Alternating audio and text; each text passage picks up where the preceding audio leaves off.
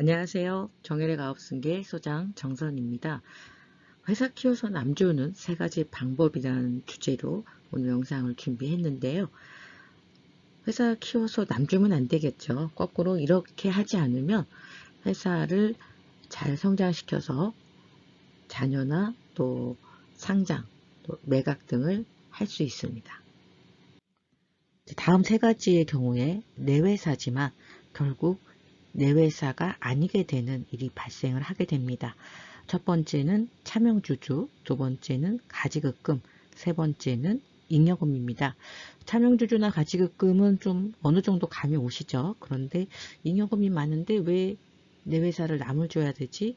자, 뒷부분에 그 이유를 상세하게 말씀드리도록 하겠습니다. 오늘은 전반적인 내용을 좀 알려드릴 거고요. 특강을 따로 준비할 거예요. 그래서 아주 상세하게 이런 부분을 겪지 않으시려면 어떤 걸 준비해야 되고 또 이런 3가지 이슈에 대해서 어떤 위험이 있는지 아주 상세하게 특강을 준비하도록 하겠습니다. 내 주식을 타인 명의로 한 것을 우리는 차명주식이라고 하죠. 그러면 자, 차명주식은 왜 발생을 할까요?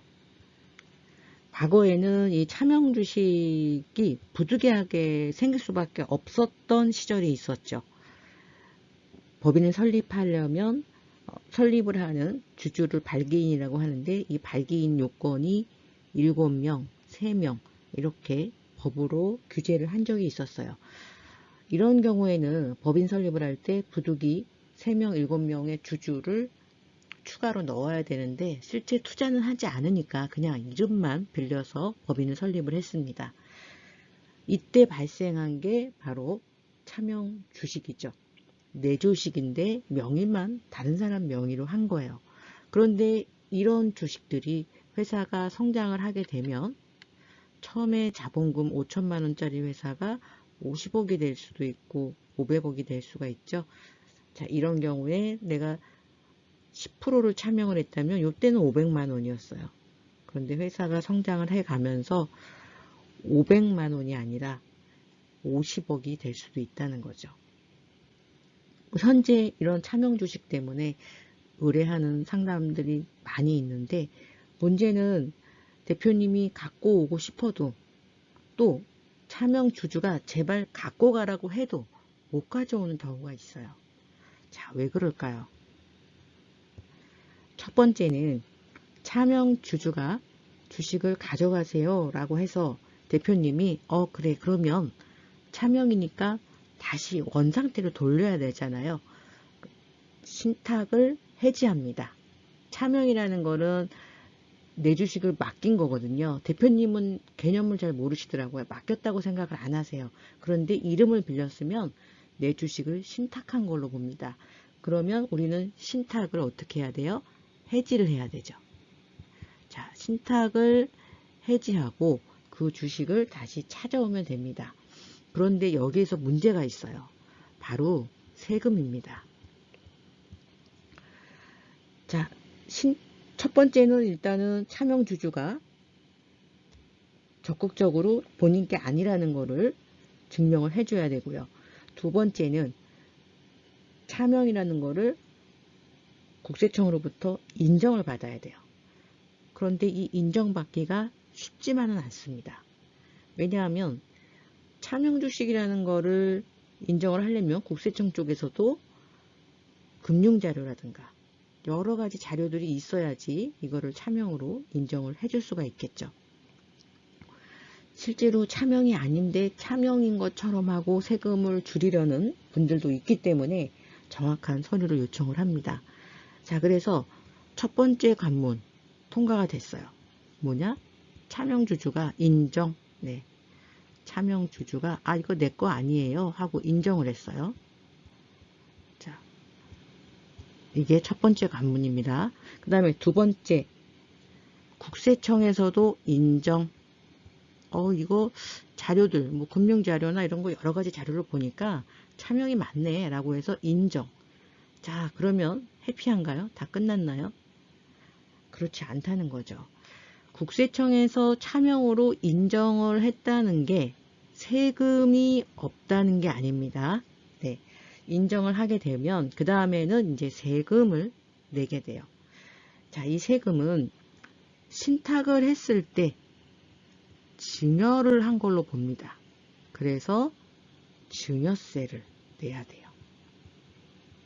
자, 그런데 증여세를 부과할 때 세금을 부과하려면 어떤 자산에 대해서 부과를 하잖아요. 그러면 신탁한 주식에 대해서 주식이 옛날에 신탁을 했는데 지금 와서 해지를 한단 말이에요.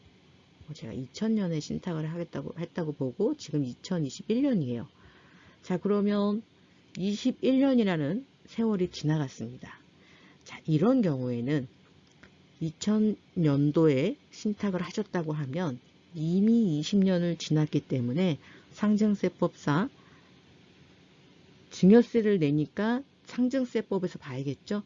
상증세법상 증여세 제척기간은 10년입니다. 10년이고 고의인 경우에는 15년입니다. 그러면 이거는 이제 고의니까 당연히 이제 15년으로 볼 수 있겠죠.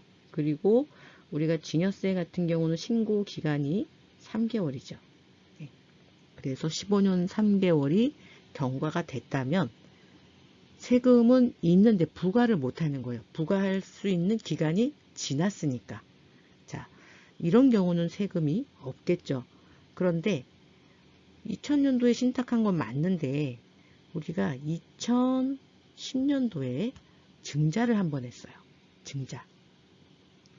그러면 세법에서는 어떻게 보냐면 2010년에 증자를 한 요 시점에 늘어난 주식을 또 증여한 거로 봐요. 또 증여한 거로 봅니다. 이렇게 되면 어떻게 돼요? 지금 2010년이면은 지금 몇 년이 됐어요? 11년이 됐죠. 그렇기 때문에 아직 세금을 부과할 수 있습니다. 또 이때 당시 증자 당시의 주가는 설립 당시의 주가랑 다를 수 있겠죠. 이런 경우도 봤어요. 처음에 설립할 때 신탁을 하셨어요. 그래서 이 주식은 이미 제척 기간이 지났습니다. 15년 3개월이. 그런데 이 주식을 A라는 사람한테 신탁을 했는데 또 10년 후에 B라는 사람한테 넘겼어요. 이 직원인 경우 대부분 이런 경우 많거든요. 직원이 그만두고 또 다른 직원 앞으로 또 C라는 직원 앞으로. 그래서 어떤 회사는요. 이 마지막에 C라는 직원 앞에 놓던 이 주식이 그 당시 주가가 지금보다 더 높은 회사도 있어요. 그러면 이때 주가가 만약에 100만 원이었다. 그럼 주당 100만 원씩 해서 증여세를 계산을 합니다. 증여세만 있나요? 그때 신고를 안 했으니까 신고 불성실 20%, 그리고 매 1년마다 납부 불성실 가산세가 붙죠. 10.9, 거의 11%입니다. 이렇게 해서 뻔히 내 주식인 게 확실해도 바로 이 세금 때문에 찾아오지 못하는 경우가 많습니다. 결국은 이 주식이 문제가 돼서 회사가 어려움을 겪는 경우가 꽤 많이 있죠.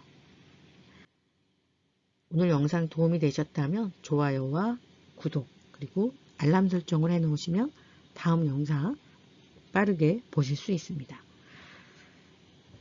상담 예약은 010-5500-9632 혹은 영상 하단에 상담 링크가 있어요. 누르시고 신청하시면 가장 빠르고 정확한 상담이 가능하고요.